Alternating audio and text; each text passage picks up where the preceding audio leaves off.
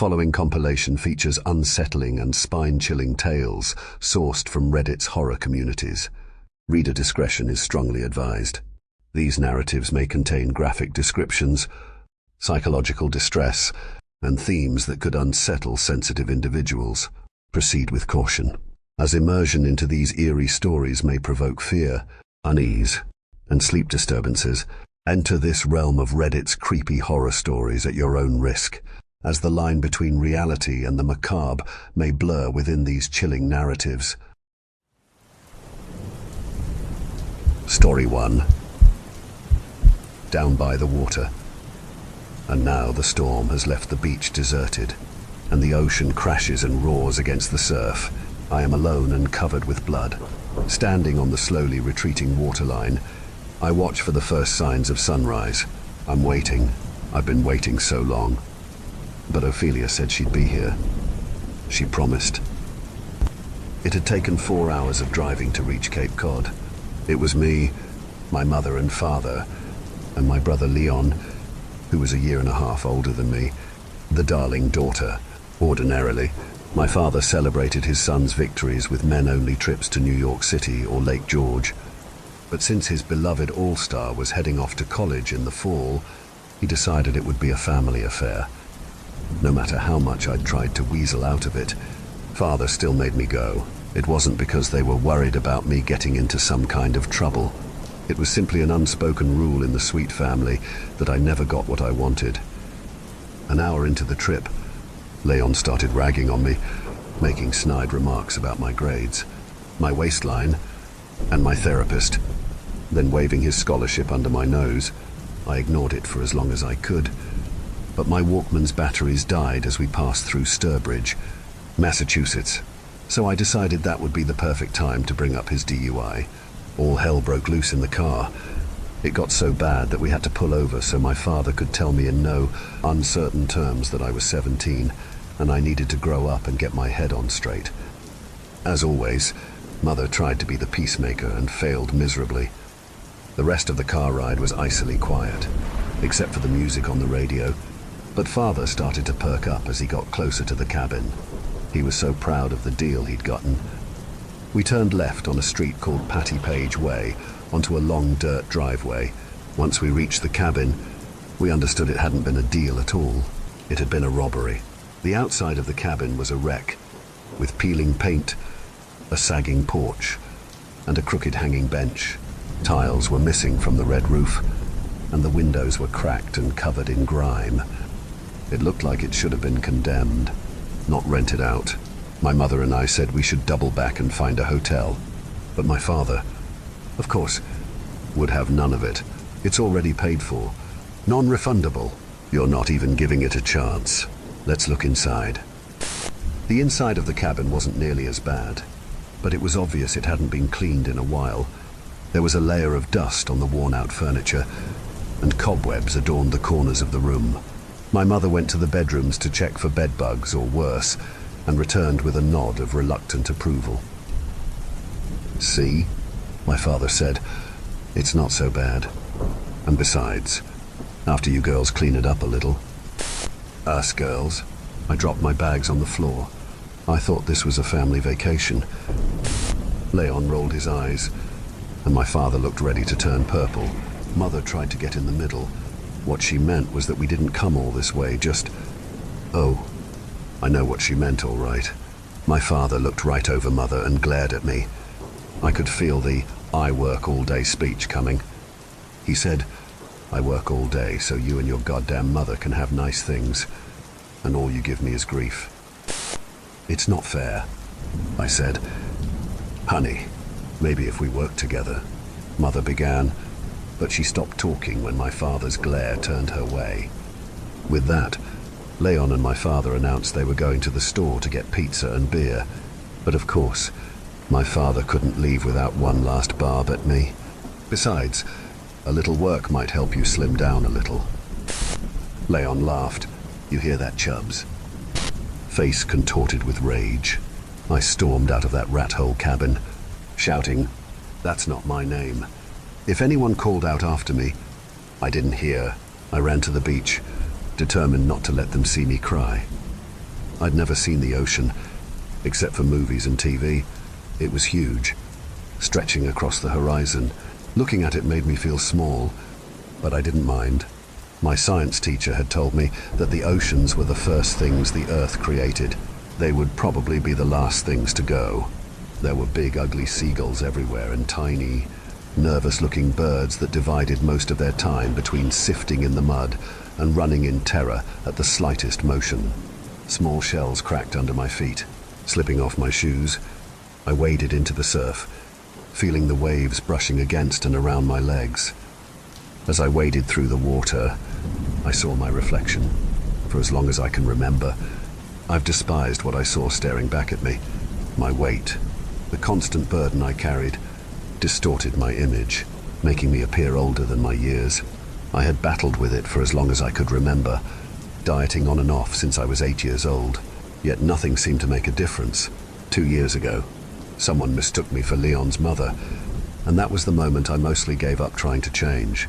Still, despite my aversion, I could not look away as I watched how the ripples in the water pulled me apart and pieced me back together again. It was like I was hypnotized. I walked along the water's edge, not glancing up until distant voices startled me. That's when I realized it was twilight, and the ocean had turned a bruised purple color. When I got back to the cabin, I found my mother nearly in tears. "Where were you? We were worried sick. We almost called the police." "I'm sorry," I said. Leon and my father were sitting at the rickety table, a plate of chicken bones in front of each of them. My father stood up and approached me. His breath was sour, and there were shreds of chicken in his teeth.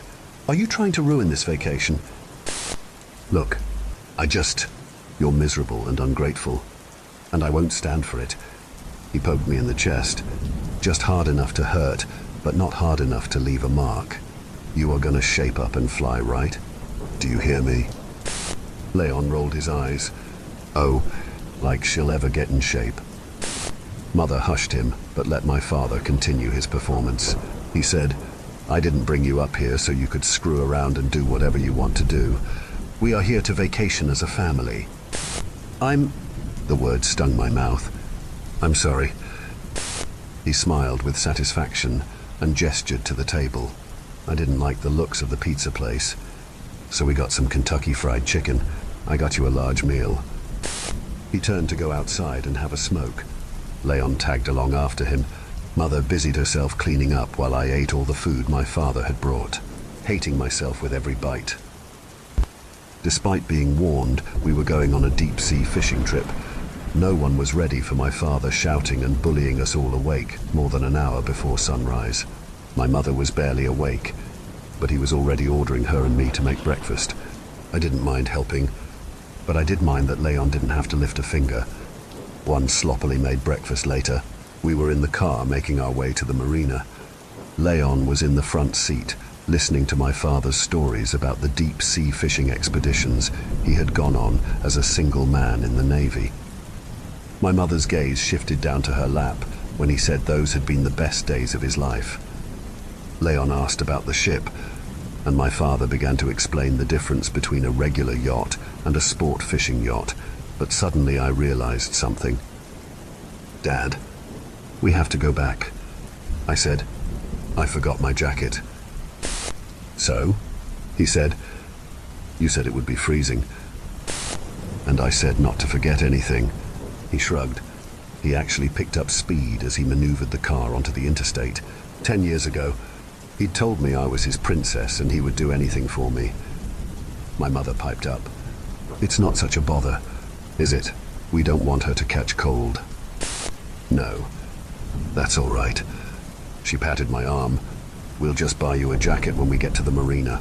They must have a gift shop around there." "We are not buying her a goddamn thing," my father said. "Good thing she's got all that blubber to protect her," Leon said in a stage whisper. "Ginny, let me handle this," my father said. Maybe she wouldn't be such a brat if she had to deal with some consequences once in a while. "Oh," I said, "like your son had to deal with his consequences. How much did you spend to keep him out of jail?" The answer was a lot. My father had moved heaven and earth to protect Leon and his promising future. It had hurt our family financially and socially, and he had forbidden any of us to talk about it. But at moments like this, I was glad to bring it up. It felt good to remind them that the boy wonder had feet of clay. God damn it. He pounded his fist on the steering wheel. Can you not be a bitch for 5 minutes? I don't know. My reply was lightning fast. So fast that I didn't realize the words had come from my mouth. Can you not be a bastard? The brakes squealed as my father swerved us onto the shoulder. My mother gasped, and my brother snickered. A line had been crossed, but so many lines had been crossed over the last few years, I barely cared anymore.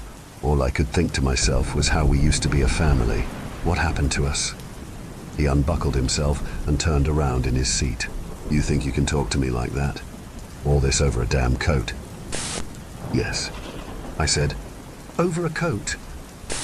That's it, he said, and I flinched instinctively. You're grounded. Grounded? We sped back to the cabin, and with every twist and turn of the wheel, my mother and brother grew more and more worried that my father was going to send us plowing into a tree or a ditch. Finally, we arrived back at the cabin, and my father slammed on the brakes, bringing the car to a screeching halt. Without a word, he shifted into park and turned off the engine. We all sat there in silence, waiting for his next move. My father turned to face me. Get out. He pointed towards the cabin's front door. Go to your room and stay there until we get back. I started to speak, but my mother shushed me. Just do what he says. Please don't make any more trouble. We're going to be late, Leon said. I sighed and stepped out of the car onto the dusty gravel driveway.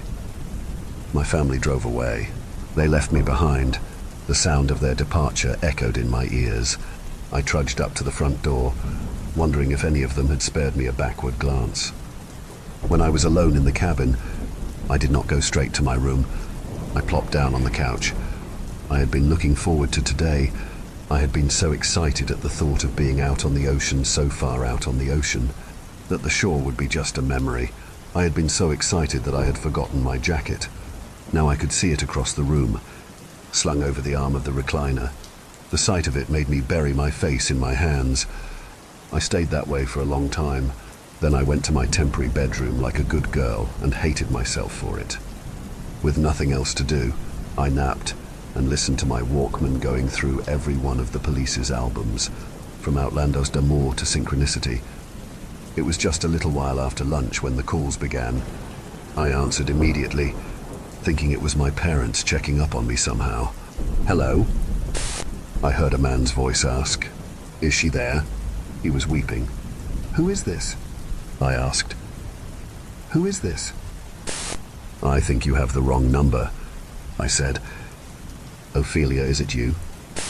I hung up the phone with a grimace, imagining some idiot with a fake number from a bimbo who'd flashed them a polite smile at first, or some fake affection at best. Better them than me. I started to go back to my room when the phone rang again. I waited for whoever was on the other line to give up. 10 rings later, I answered. Hello? Ophelia? They blubbered. That's not my name. I said, please stop calling. You sound like her. I'm not her. I'm nobody. The voice became even more desperate and pleading. I've waited for so long. I put the receiver back down again. They called back almost instantly. This time I let the phone ring, put on my Walkman, and cranked the volume all the way up. I tried to let the music transport me to a place far away from the cabin, from that phone call, from my family. Message in a bottle filled my ears, and I imagined myself somewhere far, far away. But the ringing persisted. I heard it going on and on in the silence between one song and another. It made me feel uneasy with questions.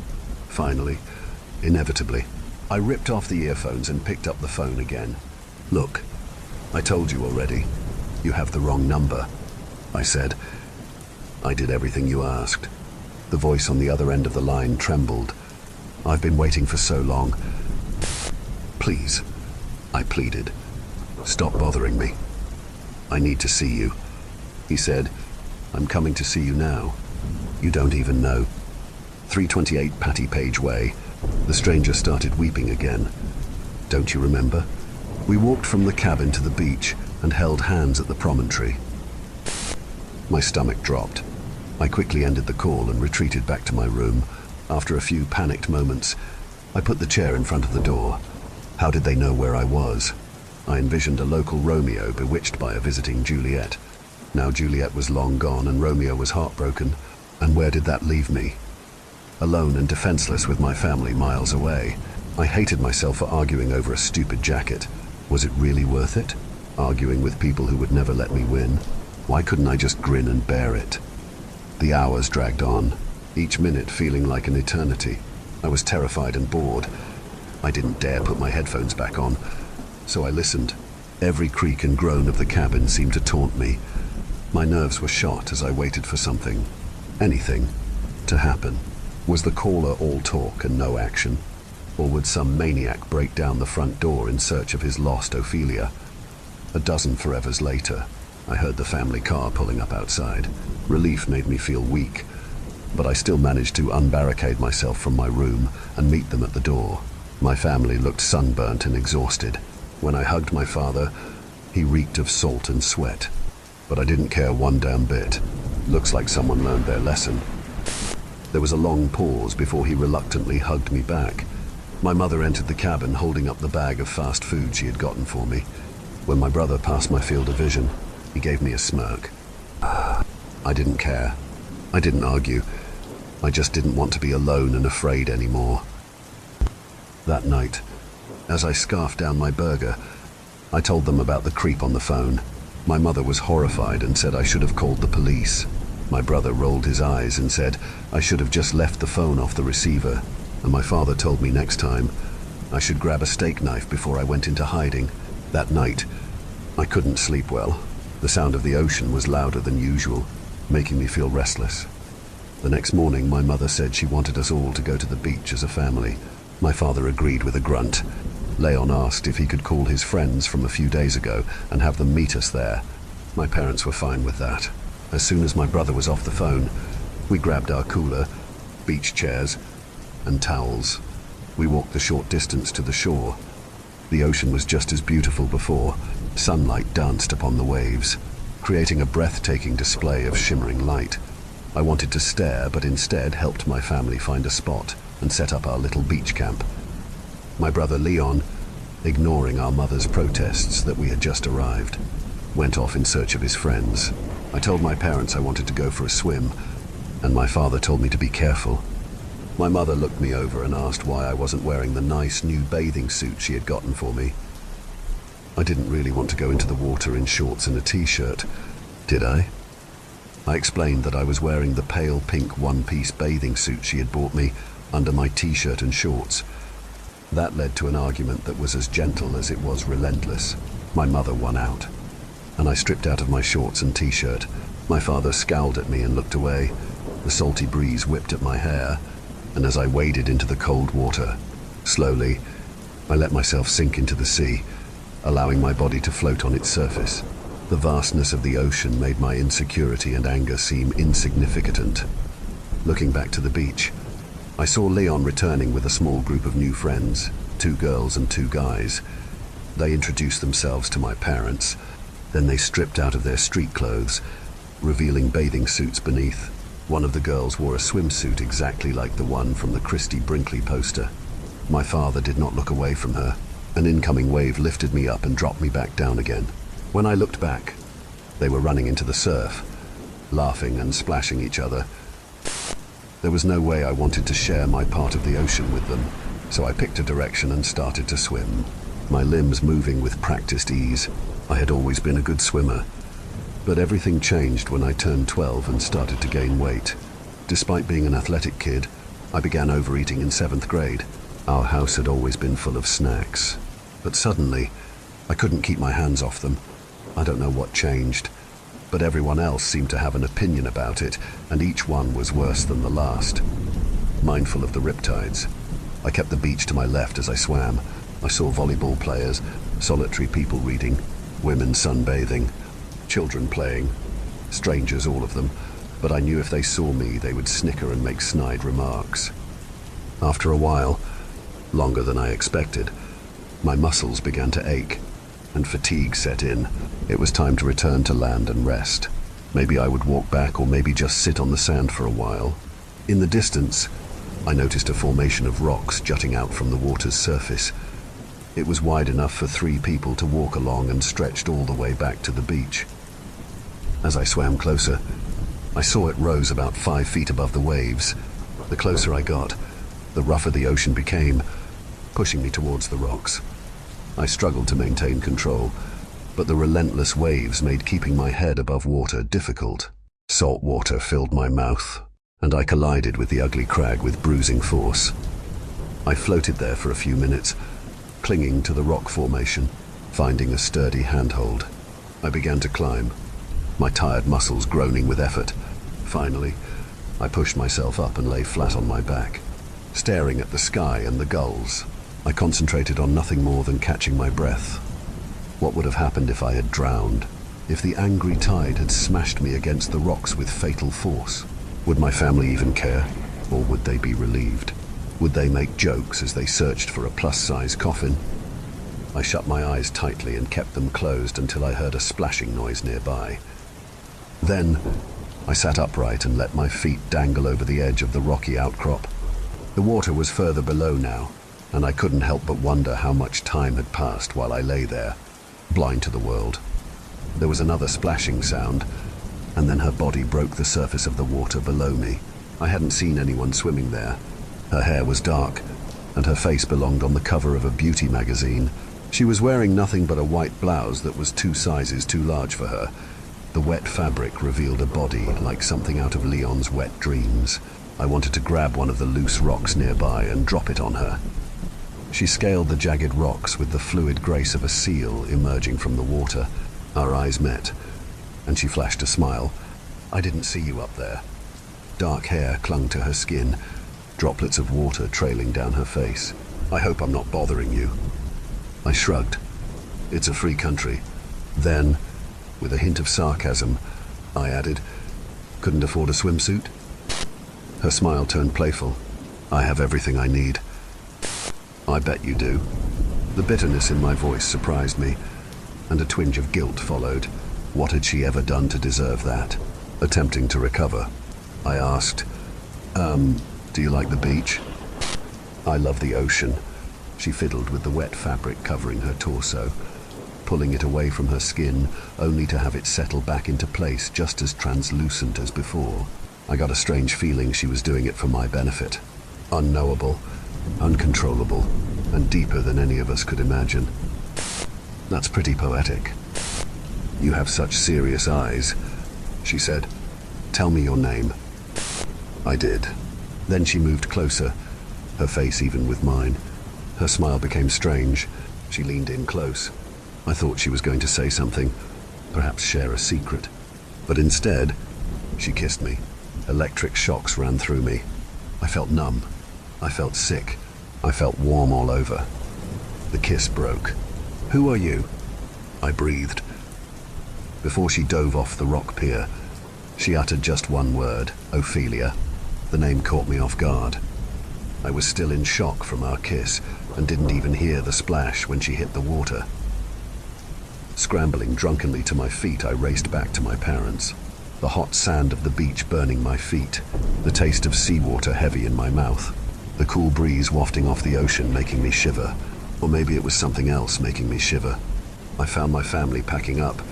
My mother asked where I had been, and my father demanded to know what I had been up to. I made an excuse about riptides and losing track of where I was, and they believed it. All the while, Leon and his friends watched me and shared conspiratorial grins. On the walk back to the cabin, the girl in the Christie Brinkley swimsuit said, "Your brother told us all about you." I was about to say something sarcastic when one of the guys said, "Why are you wearing lipstick?" That stopped me dead in my tracks. I realized the taste in my mouth that I had taken to be seawater was something else. When I touched my lips with my fingers, they came back stained red. When had I bitten my lip? A noise outside the cabin startled me awake. I went to my cracked bedroom window and peered out into the darkness. I didn't know how late at night it was, but sunrise must have been hours away. The noise was like whispering. It wasn't just one voice, but several. Yet, even as that thought occurred, uncertainty crept in. Were they really voices? Somehow, I just wasn't sure. What I was sure of was that, somehow, the sounds were familiar to me, like something out of a dream. I needed to know what it was, so I quickly threw on the clothes I had worn the day before and quietly made my way to the front door. Careful not to wake anyone else in the cabin. There were no stars or moon, just the shadowy outline of low-hanging clouds. As I stepped onto the porch, I nearly stumbled over the empty cooler that had been left behind by my parents. There was a sickening moment when I thought I was going to fall flat on my face, but I caught myself on the railing. The air was warm and thick. Without thinking, I stepped off the porch and began to follow the sound of the whispers that were not whispers. My steps were cautious and shuffling as I waited for my eyes to adjust to the darkness. Gradually, I realized I was making my way along the familiar path to the beach. The ocean was a mirror of the starless sky. I knew it was there only by the salty breeze and the rumbling crash of the waves. The sound of waves was so loud that it drowned out the whispers, but they were still there. I closed my eyes, trading one darkness for another, and tried to orient myself to the sound. I was sure it was somewhere to the east, but before I could follow it, I heard a familiar voice. It was the stranger from the phone. Ophelia. My heart began to pound in my chest. Sick with fear, I spun in place, looking for him, but I might as well have had my eyes closed. Ophelia. A figure emerged from the blackness, the outline of a man shuffling along the shore. His shoulders were hunched. I could imagine the tears running down his face, the gaunt face looking far older than the body that carried it. You said you'd be here, he said, his voice fading into the sound of the ocean. You promised. Certain he believed he was alone, I began to back away slowly. I didn't dare run. With every step, I feared he would notice me and, despite my very different shape, mistake me for Ophelia. What was it I'd heard my father say to Leon? Something about every woman being the same in the dark. The not-quite whispers were closer now. I followed the sound until I found myself where the rocky outcropping that had nearly killed me met the beach. Fear and curiosity drove me to make my way along the ugly crag. Water lapped at my feet, numbing them almost immediately, more by instinct than anything else. I stopped at the edge of the outcrop. The waves were knee-level now, splashing against me relentlessly, trying to push me back. There was inky blackness all around me. The whispering chorus stopped just as suddenly as it had begun. Impossibly, the sound of the waves also vanished, and I stood there unmoving, unseeing and unhearing. It made me remember that when I was a little girl, this is what I had imagined being dead felt like. I found you. The sound of the stranger's voice jolted me. He was close behind me, a fast-approaching shadow. Panicked, I ran blindly and blundered over the side of the rock formation into the dark water. Cold oblivion consumed me. I regained consciousness in a cave lit by unseen candles. Strange symbols adorned the walls, and the air was heavy with the scent of salt water and decay. As my vision adjusted, I saw slender, ethereal shapes moving in the shadows, tending to something, an ugly silhouette that thrashed and gurgled. A familiar figure loomed over me. Wet, dark hair and sea blue eyes filled my vision. Her hand stroked my face, gentle yet firm. Ophelia, I said. You've been asleep for so long. She propped my head up, bringing a clamshell to my lips. The water was salty and stung, but before I could protest, I realized I was naked.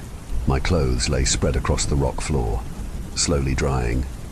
Humiliated, I curled into a ball, trying to cover myself. Don't look at me, I whispered.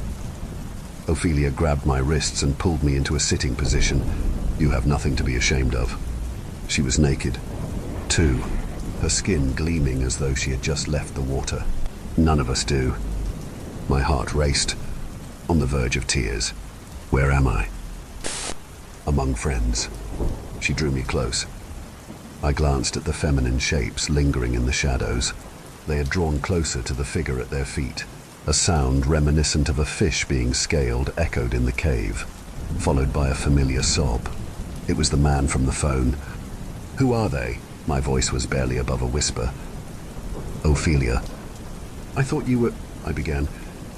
"We are all Ophelias," she said, her expression darkening, born to be martyrs in men's eyes. I said, "I don't understand." Ophelia's mouth became an angry frown. "We can be daughters, lovers, even angels, but we can never be free from that hateful thing they pretend is love." I asked, "Why did you bring me here? Why don't you stay? You don't even know my name." I breathed. "You don't know who I am?" "Do you?" she said with a kiss. She pushed me down onto my back. As her lips moved across my skin, each kiss felt like a cold drop of winter rain. Dizziness washed over me. It was like I was on an elevator that wouldn't stop going up. "Who do you want to be?" "Are you who others say you are?" Ophelia started running her nails hard across my chest and belly. I wanted to escape. I never wanted to leave. It was like she was taking me, making me hers. Blood welled up from the cuts and scrapes. She kissed the wounds she had made, one by one, her lips smearing red. The cave was filled with whispered songs that had no words. Her murmuring joined them. When it was over, she held me close. "I love you," the voice of the man from the phone said. He sounded like he was drowning. "Isn't that enough?" He coughed twice and then fell silent. The candles began to go out one by one, and shadows began to swallow her, trying to snatch her away from me. I kissed her hard on the mouth, losing myself in her. In a matter of seconds, I was lost in darkness. It was late in the morning when I awoke. I was lying flat on my back on the crag. The clouds above were a stormy purple, and the rain was coming down hard. I was soaking wet, and my clothes were plastered to my skin. I heard a familiar voice calling my name, but it wasn't one I wanted to hear. I moaned, half with exhaustion, half with anguish. My skin still ached and tingled in the places Ophelia had clawed at me. With trembling hands, I crawled to the ledge and looked down. The tide had gone out. 15 feet below me, Leon was trudging along the surf, wet and miserable, and shouting my name. "Leon," I called out. For a hilarious moment, he was utterly bewildered, his square head swiveling back and forth. I called again, "Up here." When he finally saw me, he started screaming. "You are in big trouble. Dad is seriously pissed." I just went for a walk. "A walk? You've been gone for over a day." Leon blundered closer until he was directly below me. I could have spit on him if I wanted to. I scowled down at him, remembering all the times he had disappeared for an entire weekend without a single phone call, only to return to a gentle reprimand from our father instead of a harsh scolding and a slap to the back of the head. I used one of his excuses. I was with friends. The expression on his face twisted as if he were looking at something disgusting. "Dolores told me she saw you here last night." Bile rose up in my throat. "So what? She saw what you were doing. Are you crazy? Why can't you just be normal? What is wrong with—" A stone the size of a bowling ball crashed down on Leon, crushing his skull. He collapsed face down into the surf, blood clouding the seawater. I scrambled to my feet to find Ophelia standing near me. "You killed him," I said. The waves greedily pulled at Leon's body, twisting and bending it like a rag doll, only to push it back up the sand again. I know I should have felt something, but I didn't. "What am I going to do?" I whispered, my voice barely audible over the pounding of the rain and the racing of my own thoughts. "What do you want to do?" "I want to be with you." The rain pelted us. It was getting cold and dark, but it didn't matter. I felt safe in her arms. "I want to be with you forever." "Then be with us," she said. "What about Leon?" Ophelia chuckled coldly. "What about him?" "But the police will find out," I said. She released me and stepped to the edge of the crag. In the deep dark, she said, "We are free from judgment." The downpour had become torrential. Ophelia's words caused me to gaze longingly at the ocean. Each wave crashed against the shore with a powerful roar, sending spray and mist into the air. She kissed my forehead. There were no second thoughts, no worries. I turned and started walking back to the cabin. After a few minutes, I turned back to look for Ophelia. Through the storm, I saw 4 hazy but unmistakably masculine figures standing by Leon's body, moving clumsily. They lifted his limp form and carried it into the sea. From the moment I stepped into the cabin, my father started screaming at me. My mother was silent and glared reproachfully. The stinging sensation of my scratches was intensifying to the point of almost being pleasurable. Turning away from them, I walked calmly to the kitchenette. Their voices seemed distant, as if echoing from the base of a rocky cliff during low tide. Steady-handed, I reached into the kitchen drawer and retrieved a steak knife. My father's insult rang out. "Oh, Jesus Christ, she's going to make a sandwich." Ignoring him was easy. Everything he said was familiar. I waited until his temper broke, and he all but ran at me. He violently grabbed my shoulder, yanking me around to face him. The knife was dull, but my strength proved more than sufficient to slice open his throat. Blood splattered across both our faces. His scream was gurgling and wet, his mouth gaping like a fish. He stumbled backward, clutching at his neck, tripped over his own feet, and collapsed. I stood there, watching as my father spent the final moments of his life weeping. When it was over, I looked to my mother. She had been standing by watching, just like always. "Angela, please." She cowered at my approach. I raised the bloody knife above my head. "That's not my name." There was enough kerosene left in the cabin's rusty heater to start a good fire. I watched the structure burn for a little while. I felt nothing. I hadn't felt anything at all since I left Ophelia's arms. When I was finished, I headed for the shore. And now the storm has left the beach deserted, and the ocean crashes and roars against the surf. I am alone and covered with blood. Standing on the slowly retreating waterline, I watch for the first signs of sunrise. I'm waiting. I've been waiting so long. But Ophelia said she'd be here. She promised. The tingling under my skin was painful. I ripped at my clothes and tore madly at the scabs. They broke open easily. The flesh beneath them was unblemished and gleaming. I waded out into the cold, crashing water, leaving my shirt, shorts, and long red strips of my flesh behind. In the unknowable depths, I would never be a daughter, a punchline, or a scapegoat. I would be free. With each footstep, the roar of the waves changed, becoming softer and prayer-like. It sounded like a chorus of voices calling out the name Ophelia, voices so very much like mine. Story 2. I put a killer in jail. It was the worst mistake I ever made. I'll try to keep this concise, given that I'm in serious need of timely advice. I'm a college-bound high school senior, and since I'm about to be in debt for the rest of my life, I decided a few weeks ago to pick up a summer job. My friend, Liam, and I both found part-time positions at an ice cream store in town. Not the best-paying job, but our schedules were flexible, and given the popularity, or lack thereof, of the shop, we basically got to sit on our asses all day and play video games on Liam's Steam Deck. The job did have one downside, though, which was the shop's owner, Fred.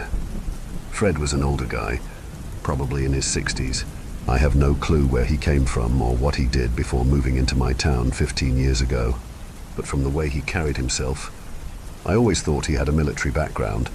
He was tall and wiry, and had this stare that felt like he was peeling back your skin with his eyes alone.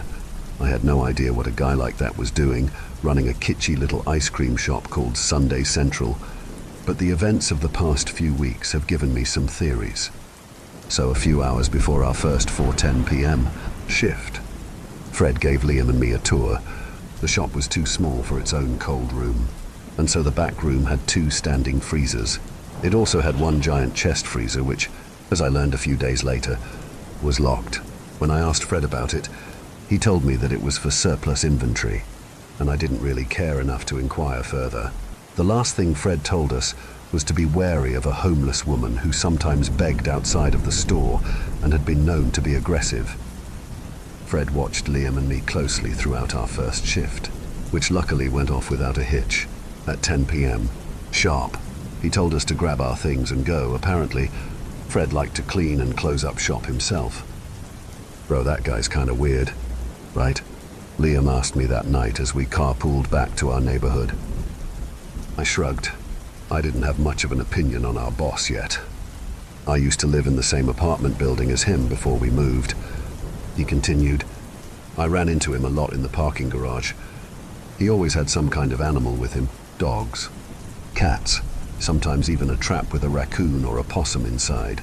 I figured he worked at some kind of animal rescue or something. Maybe he catches stray animals and takes them to the vet, like for sterilization and stuff. Yeah, maybe. Liam's observation was strange, but all in all, Fred seemed normal enough to me. A little aloof, sure, but I was happy to look past that as long as he was paying us. I dropped Liam off that night and didn't think much about those animals for a while. The first few weeks on the job were more stressful than anticipated. Aside from all the screaming children and entitled parents, I eventually encountered the woman that Fred had warned us about. The first time I saw her, I was working the closing shift alone while Liam was at a concert with his girlfriend. My car was a block away from Sunday Central, and as I walked down the poorly lit street, I got the sense that I was being watched. I turned to look at the shrubs lining the sidewalk, and was greeted by the last thing I expected to see crouched inside the hedges, a person. I barely saw her with all the branches twisting around her body, but once I noticed her sallow, expressionless face, I realized that she was looking right at me. I was so surprised that I tripped on a crack in the sidewalk and damn near broke my wrist. By the time I stood up and shook off my embarrassment, she was gone. Liam and I saw her every once in a while after that. She wasn't aggressive like Fred had mentioned, nor did she bother our customers at all. She kept to herself and largely out of sight, but even so, I came to dread being in the shop after sunset. I got into the habit of standing by the front windows when there was a lull in our customer stream. I would stare out into the night and look for the woman. It would always take me a few minutes, but often I would eventually find someone looking back at me. She was always partially obscured, either by trees or street lamps or dumpsters. It felt like she was playing a game with me, like some kind of demented Where's Waldo. On the nights where I didn't find her, I always wondered if she hadn't paid us a visit, or if I simply hadn't looked hard enough. 1 week ago, as soon as I pulled into my driveway after work, I realized that I had left my wallet in my work locker. Since I was going out with friends the following morning, I opted to drive back to Sunday Central immediately, as opposed to waiting until the next day. It was almost 11 when I pulled up next to the shop, and I remember being surprised by how abandoned the street looked once all the businesses closed for the day. Only when I exited my car did I realize that the shop would probably be locked up. Sure enough, the front door handle didn't budge. I decided to try the back door before I gave up entirely. I rounded the building and approached our back door, and to my delight, I found that it was unlocked. At that point, I was too relieved to consider how strange that was. I opened the door and slipped through, turning my phone flashlight on so that I could navigate in the dark.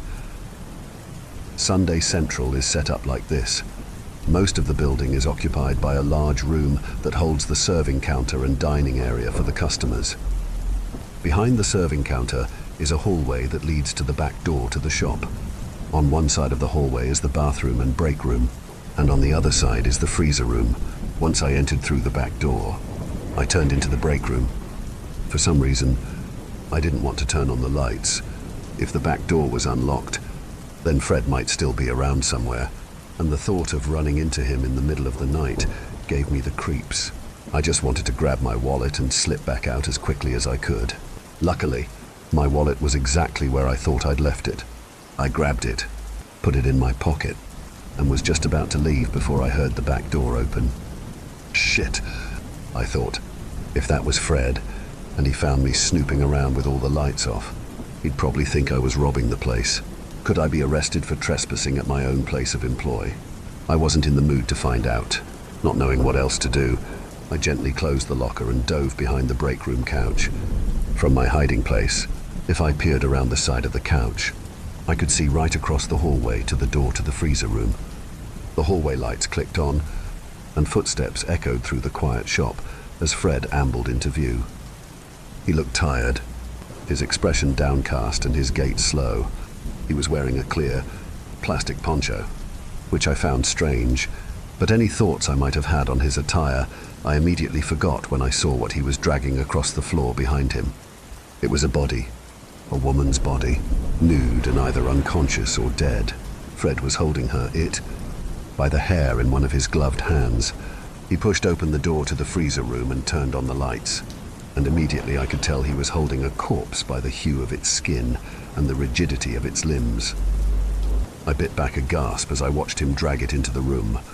Just after he crossed the threshold, part of the corpse's scalp detached from its skull. It fell from his grasp, flopping onto the floor with a thud, leaving Fred holding a fistful of long, brunette hair. He cursed to himself, turning around and leaning over to pick up the body. I ducked behind the couch, watching his feet through the small gap between the couch and the floor. His hand stilled on the corpse's neck, and I figured he'd just noticed the open door to the break room. I held my breath, praying he'd let it go, but instead he straightened and stepped over the body. I watched his shoes cross the hallway, coming to a stop in the doorway. He reached inside and switched on the lights. I readied myself for a fight, figuring that if I couldn't incapacitate Fred, maybe I could at least injure him badly enough that he'd be a suspect when people realized I'd disappeared. Luckily for me, it never came to that. A small, barely audible knock sounded through the quiet shop, and Fred reacted immediately. He turned his attention back towards the corpse, picking it up off of the floor and making his way towards the front of the store. As soon as he was out of sight, I crawled out from behind the couch.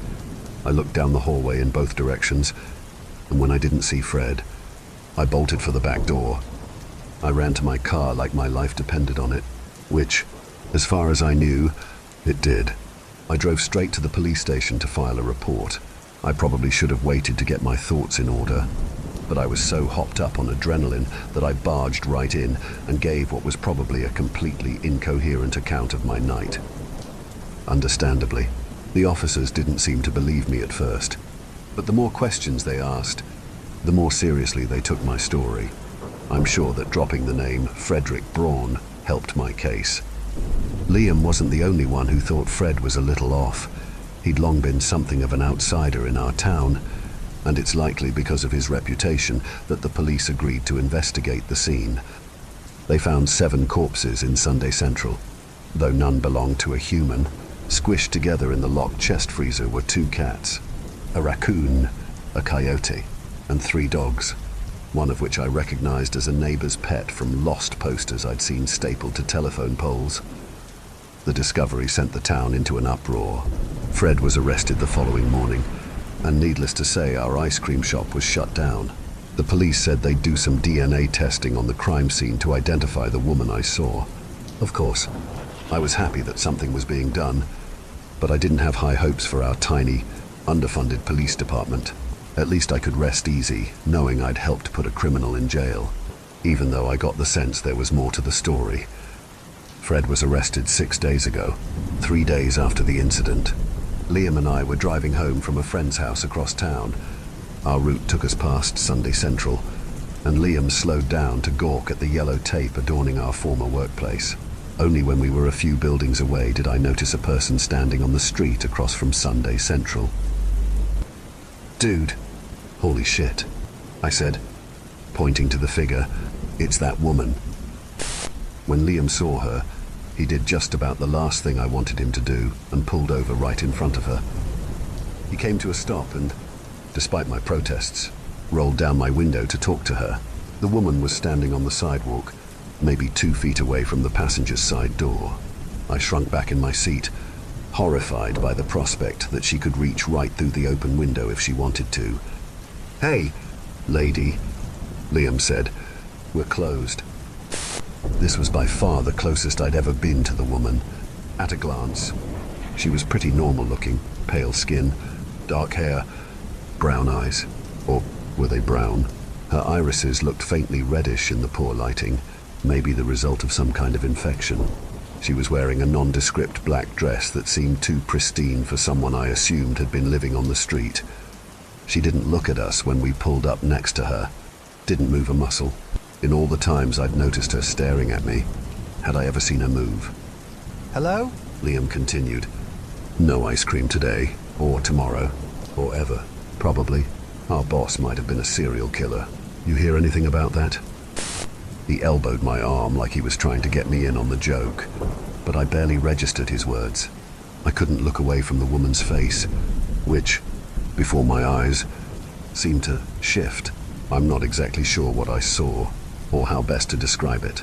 Have you ever stared into a mirror in a dimly lit room? If you stare at your face long enough, your brain starts playing tricks on you. Your features start to distort. You start seeing someone else, a family member, a stranger, something different, something wrong. That's the best analogy I can give for what I felt in the moment. All of a sudden, I got the sense that the person I was looking at wasn't a person at all. The woman's eyes flicked from the storefront to Liam's face. Dude, drive, I said, reaching out to roll up the window. But, drive, I practically screamed right into his face. Grumbling, Liam slammed on the gas and took us screeching down the road. I turned in my seat to watch the woman as we left. She didn't move an inch all the while. Call me a coward if you want. But between that encounter and what I'd witnessed at Sunday Central, I haven't left my house for the past few days. Even now, as I write this, the memory of that woman makes me feel ill. I've never, in my entire life, seen something so uncanny. And the fact that Liam didn't notice anything made me feel like I was losing it. I mean, I had just seen my boss dragging someone's dead body across the floor of an ice cream shop. Some degree of paranoia wouldn't be all that out of the question. For the past few days, I've been staying at home with my grandma, playing cards with her and keeping an eye on the news. It took days for the police to make any headway on the Frederick Braun case. But yesterday morning, they seemed to have finally made a breakthrough. From a strand of hair left on the floor at Sunday Central, they were able to identify the body I'd seen as 34-year-old Alicia Winters. The only problem? Alicia Winters died 4 days before the incident. She'd been involved in a fatal car crash and was 6 feet underground in our town cemetery. Or at least, she should have been. When police exhumed her grave, they found an empty casket. Alicia's grave wasn't the only one that had been disturbed. Investigative efforts turned fully towards the cemetery, where it was found that several other graves had fallen victim to unauthorized disinterment. At the time of writing this, they found 8 empty caskets, and I have a feeling that the number will continue to rise. I had trouble wrapping my head around the news. What motive could Frederick possibly have had for killing those animals and stealing those corpses? How long has all of this been going on? And, maybe the most important question of all, where were the corpses? I got a phone call last night. I'd already passed out in front of the TV and was awoken by my cell phone vibrating in my pocket. It was 4 in the morning when I picked up Liam's call. Hello? I asked groggily. She's at my bedroom window. I sat bolt upright. Who? I asked, though deep down I already knew. I just woke up and she's just standing outside. You have to call the police. Are your parents there? My parents and sister. His voice was shaky and small. I've never seen a person with teeth like this. Liam, you gotta call the police. Man, wake up your parents and call the police right now. He sucked in a sharp breath. Okay. Yeah, I'll call the police. Text me when they get there. Okay? I will. He hung up after that, and I was alone in the quiet dark again. I don't know what I was thinking. I shouldn't have let him go. I should have called the police on his behalf. Instead, I waited for a text that never came. For hours I sat on the couch, looking at my reflection in the TV screen in front of me, watching my face distort into something foreign, something inhuman. In the morning, The light streaming in through the living room windows broke me out of my trance. I forced myself to get up and get in the car, and I drove like a maniac to Liam's house. We were such good friends. You know, I had my own set of keys to his place. His parents joked that I was their second son. The adult human skeleton has 206 bones. I found maybe 40 of them. Vertebrae splintered and stuck in his mattress. Half a rib cage discarded on his floor. Something long, maybe a femur or a tibia, embedded in his wall. How strange it was that for all the carnage, all those scratches and dents in the floor and ceiling, I didn't see a drop of blood. His parents and younger sister were in a similar state. I didn't find them myself. I called the police after seeing what I saw in Liam's room, but I could tell from the officers' expressions that they had been similarly brutalized. They took me in for questioning. Of course, since I've now been found at the center of 2 crime scenes, but I doubt I offered them any valuable answers. I don't know what has descended upon my town. I don't know exactly what it did to Liam's family, or why, but I suspect that the person with all the answers, the person who was protecting my town all this time without anyone knowing, is currently behind bars because of me. Maybe I can find a way to talk to him. Maybe I can find a way to convince everyone of his innocence. If not, then I'll have to take matters into my own hands. I'll have to feed the monster I set free. Story 3. I rushed into a rental agreement with a random couple to save money. I wish that I hadn't. Up until this a few years ago, I hadn't had any problems with roommates or neighbors since I moved away from the big city. The whole reason why I did it was to get away from all the noise. Years of footsteps thumping above my head, music blaring from another apartment, yelling in some dingy alley. I could hear just about anything, loud and clear, through the paper-thin walls of my old place. When I finally graduated college and found a remote job, I could go somewhere where I could get some much-needed peace and quiet. Part of me wanted to wait until I saved up enough for a mortgage, but I was so sick of the crap by that point that I was willing to take what I could get. After searching for listings, I found a spare bedroom in a small town about an hour away, a drive-through town with nothing of note. Really, but I wasn't really looking for much action, just a place I could stay in for about a year until I saved up some money. I'd be living in a 1-story flat alongside a couple, which was immediately a bit weird to me. Why would they want to live with some single dude in his late 20s? I shrugged it off. Since the rent was cheap and I didn't want to be judgmental of someone else's financial situation, looks like I'd just have to get used to third-wheeling a lot. After talking to the couple over the phone, they agreed to grab lunch with me at some diner at the edge of town to discuss the possibility of me renting the room. They seemed relatively normal. John worked in IT, and it showed. Bags under his blue eyes. A constant air of slight nervousness, even though it was a Saturday. He was nice enough, though, and since I'm also in the tech industry, we talked about video games for a bit while his wife was in the bathroom. Monica was an odd duck. For sure, she was gorgeous, but quiet. She had a beautiful head of long red hair and stunning green eyes. As compared to John's more laid-back demeanor, she was high-strung, her eyes darting across the diner, reacting to every possible noise. Hell, if her boyfriend wasn't so low energy, I'd think she was on something, and I'm still not sure she's not. But I brushed it off. After all, I couldn't exactly read her well. She barely spoke 5 words the entire time I was there. Aside from the occasional affirmation of what John was saying, I just chalked it up to her being shy, and figured that if I ended up living with them, we could be friendly. They gave me a rundown of how they ran their household, and it was pretty standard. No loud noise after 10 p.m, no dishes left in the sink, clean the bathroom on a rotating schedule. I don't like a messy space, either, so that wasn't a problem.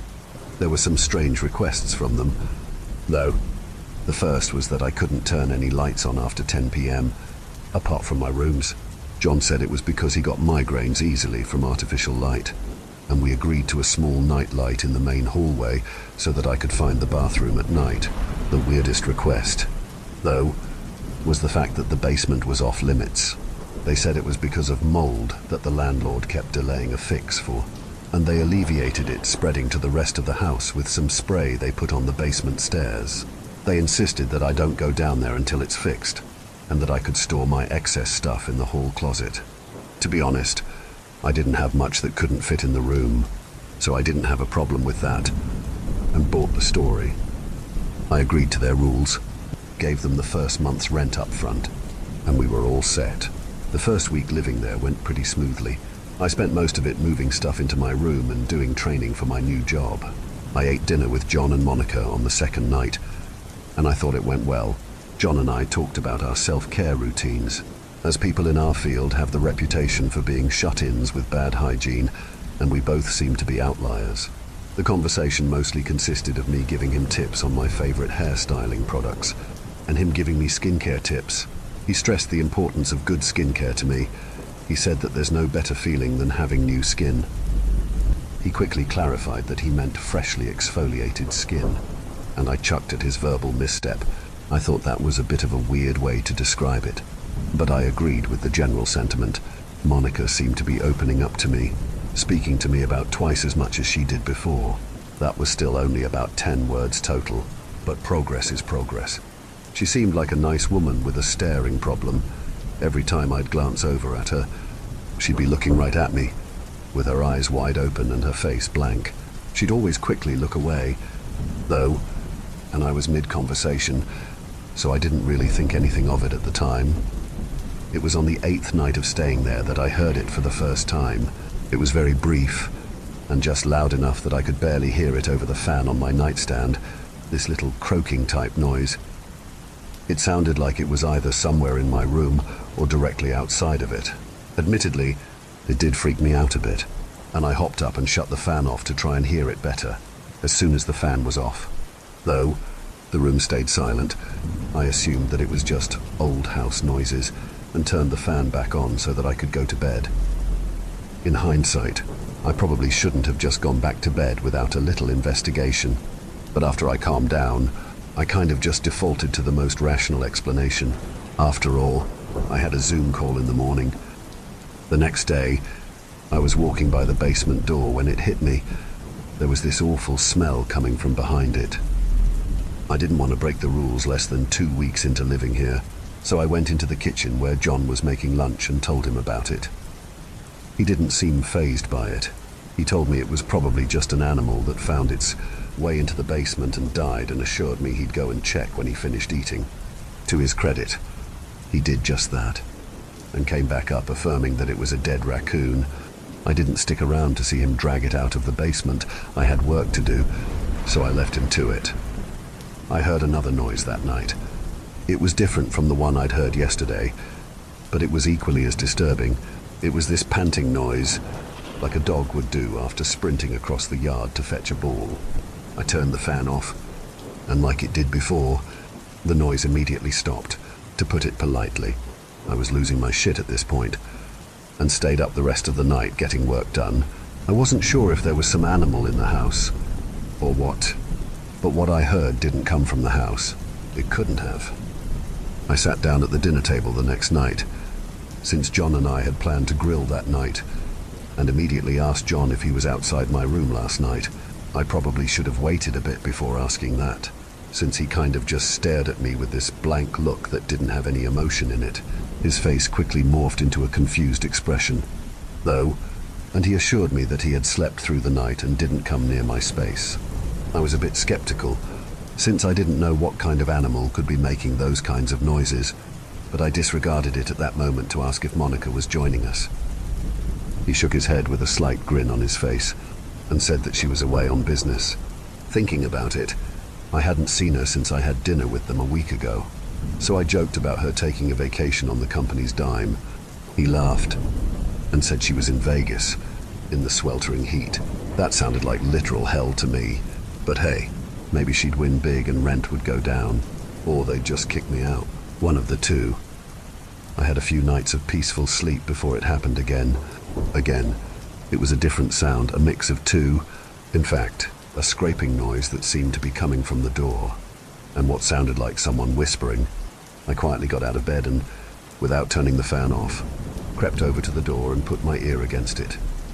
I couldn't tell if it was a man or woman's voice, but it was right there.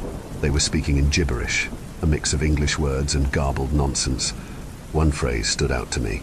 That was said a couple of times, although it didn't seem to mean anything. New skin. At that moment, I tried to get onto my knees and peer under the crack in the door, but the floorboard creaked under my weight. I'm honestly surprised they didn't sooner, but this was the worst possible moment for it. The scraping and whispering immediately stopped, and after a moment of silence, a new noise filled the empty air, what sounded like muffled crying. The sound of rapid footsteps echoed down the hallway and stopped just as suddenly as it started. I was freaked the fuck out and knew I couldn't stay another night in this place without figuring out what was going on. I was too chicken shit to open the door and peek into the hallway to see if I could see anything, so I did the next best thing. I cracked the door open and slid my phone out of the crack. With the camera facing into the hallway, I sat against the door, blocking it with my weight for about 3 minutes. And as I yanked my phone back into the room, I heard a few more footsteps further down the hall. I wasn't sleeping that night, and immediately started throwing my shit into the moving boxes that lay folded against my wall. I didn't check the footage that night. I couldn't bring myself to. 4 hours or so later, the sun was rising, and I felt safe to crack the door open and peek out. The hallway was empty, but I noticed that the night light I'd stuck into the outlet was gone. I didn't question it. I grabbed my keys off of the hanger in the hallway and got out of there.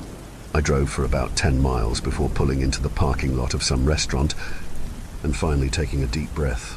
I still didn't want to look at the video. I returned to the house later that day, intent on grabbing my stuff and leaving. I didn't sign any lease, so I didn't need to tell them anything.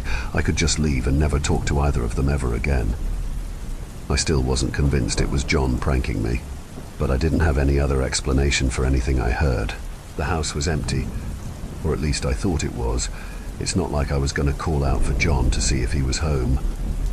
He should have been at work. Anyway, what was odd, though, was that his and Monica's bedroom door was open. I'd never seen the interior of their room before, and I sure as hell wasn't about to start now. On my last trip into the house to grab the last of my stuff, I was walking back into the hallway, relieved to be finally done, and then it happened. Quicker than I could process. The basement door at the end of the hallway flew open, and a high-pitched shriek echoed through the house. It sounded like the weeping I had heard the other night, only mutated into a full-blown wailing. I dropped my box and froze, unable to comprehend what was happening. The shriek abruptly stopped, and there was silence. Slowly, something poked its head above the top step of the basement stairs, as if it was lying down on the steps. I saw Monica, her hair, her face, her eyes, looking at me with a grin plastered across her face. Her skin was wrinkled, and her eyes looked like they were sunken into her head. She didn't speak as I stood there, completely paralyzed. She just looked at me. She suddenly shrieked again, as her bottom lip drooped down to reveal her gums. Not wanting to run down the hallway towards her, I ducked into the couple's room. Since mine didn't have a window I could use to get out of there, I shut the door behind me as loud footsteps quickly encroached on my location, and immediately there was pounding and screaming on the outside of the bedroom door. I tipped the cabinet over to try and block the door, and immediately started pulling on the window, trying to open it. The banging on the door was starting to turn into smashing. I finally got the window open, and without looking back, I jumped out and booked it to my car. 12:47 p.m.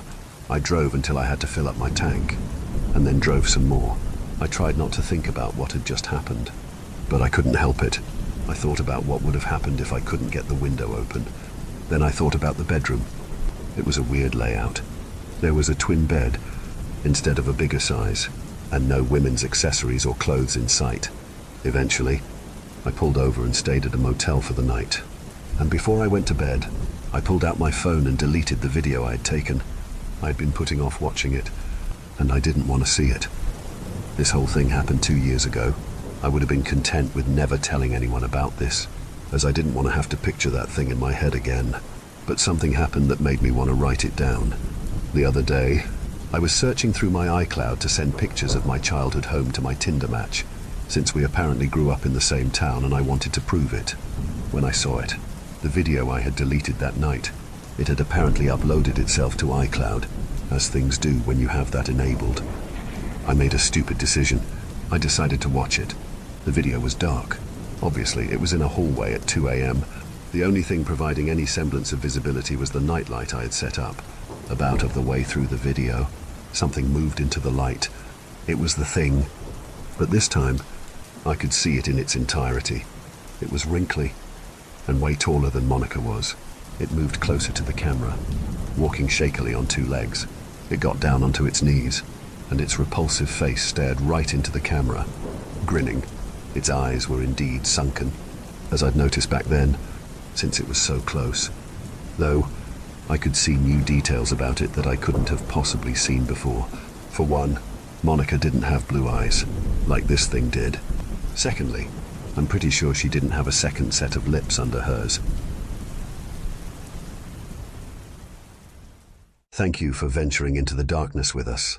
If you dare to explore further, be sure to subscribe to our channel for more spine-tingling tales of horror and the supernatural. Remember, the shadows hold endless mysteries, waiting to be unveiled. Stay tuned for more bone-chilling stories as we continue to traverse the eerie depths of the unknown together. Until next time, may your dreams be free from the haunting echoes of our tales. Or perhaps not.